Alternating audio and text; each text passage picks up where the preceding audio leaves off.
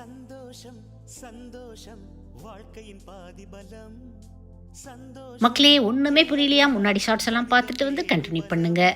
அவ்வளோ ஹாப்பியாக இருக்குங்க. அதாவது கேசவர்தினி இலைகளில் நல்ல ஒரு மனம் வரும். ஆனால் அந்த ஒயிட் பிரிங்ராஜில் மனமெல்லாம் வராது. இருந்தாலும் அவ்வளோ பெருமையாக இருக்குது இவளை பார்த்து. நம்ம கையால், அதுவும் மொட்டை மாடி தோட்டத்தில் வளர்க்கப்பட்டது. இந்த மலைக்கு அவ்வளோ தலை. இந்த மாதிரி மூலிகைகள்லாம் கலெக்ட் பண்ணி ஆயில் ரெடி பண்ணுறதுக்கு ரெடி ஆகிட்ருக்கோம்.